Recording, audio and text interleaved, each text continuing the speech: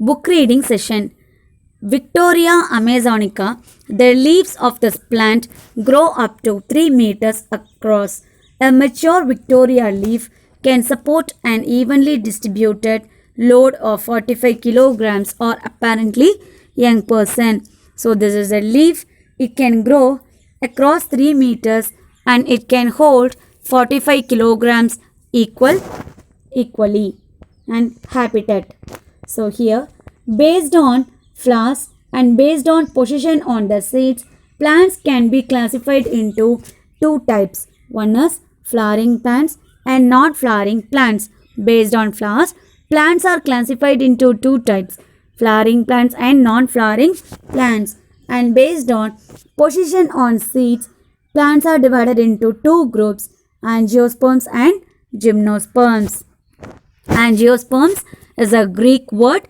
Angion means vessel and sperms means seed. So seeds are in the vessel. Here vessel nothing but ovary. Okay.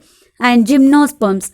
Gymnosperm means the meaning is naked seed, which means we can see by our eyes. So here there is no ovary. So it is the modified leaf-like structure. Okay. Seeds are the modified leaf-like structure we can see by our eyes. And now habitat. Each and every organism need a place to live and reproduce. Such a dwelling place is called habitat. From the depth of the ocean to the top of the highest mountain, habitats are places where plants and animals live. Yes. So each and every living organism need a place to live and survive, no? And also to reproduce. Such a place is called habitat. We can see plants and animals even in the depth of an ocean and even in the high of the mountain. So that place is called habitats. The first one, aquatic habitat. When we visit a pond, we see some plants appear to float on water. One of the common plants is the lotus plant. Its leaves float on the water. There is a small frog sitting on a leaf to catch insects flying or fluttering around the flowers. The stem of the plant is seen to be inside the water. Its roots are found within a muddy floor of the pond. As this plant grows in water, shall we call it an aquatic plant? Yes. So, habitat means each and every organism need a place to live and reproduce. Such a place is called habitat. So, everywhere, even in the mountain, forest, ponds, lakes, so everywhere we can see the plants and animals. Okay. So, the first one is aquatic habitat. So, in the aquatic habitat means, aqua means water. So, aquatic habitat, the area that is covered with water. So, here also we can see so many animals and plants in the water. For an example, in a pond, we can see turtle, frog, crab, fishes, snakes in the water. And some plants, lotus, lily can be found in water. Okay, so these are the aquatic habitat.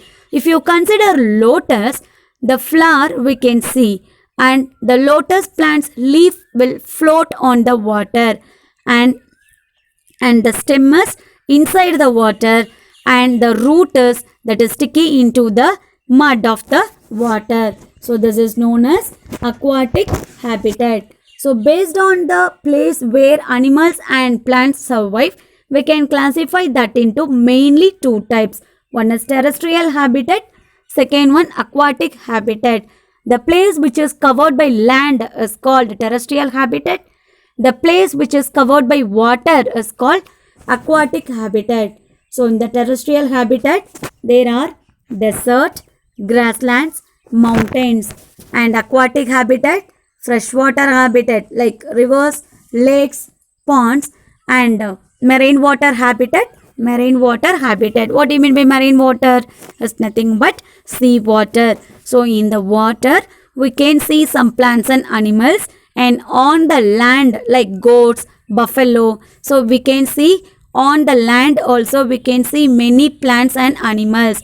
So this place is known as terrestrial habitat. Okay, so what we have discussed in today's class: angiosperms, gymnosperms, flowering plants and non-flowering plants, aquatic habitat. What is habitat? Habitat means every living organism need a place to live and reproduce.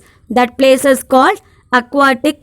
That place is called habitat, and the place which is covered by water is called aquatic habitat. The place which is covered by land is called terrestrial habitat. Material reading. Relate the terms leaves and photosynthesis. The green leaves are helpful in preparing food by the process of photosynthesis. So, for the plants, we are not giving any food, but it has the ability to prepare its own food. So, this is called photosynthesis. So, which part of the plant is helpful? The green leaves are helpful in preparing food by the process of photosynthesis. Why do you call jasmine plant a twinner? Jasmine plants have weak stems. They cannot stand erect with their stem. They must climb on any support to survive, like bitter gourd. Okay, so they have weak stems, so it cannot stand by itself. So it need a support to any plants or any wall. So that only it is called as twinner. Example, bitter gourd. Next one. Compare the taproot and fibrous root system. Taproot system. Taproot consists of a single root which grows straight down into the ground. Fibrous root consists of a cluster of roots arising from the base of the stem, and they are not uniform in size. Here in fibrous root system, they are uniform in size. Taproot system we can see in dicotyledon plants.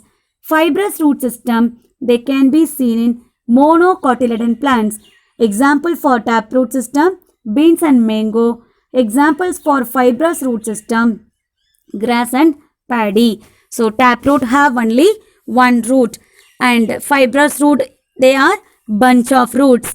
Taproot there is no uniform in size, but fibrous root they are uniform in size. Taproot we can see in dicotyledon plants, and fibrous root we can see in monocotyledon plants. Example for taproot, bean and mango. Example for fibrous root system, grass and paddy. So read out the questions and write your home test.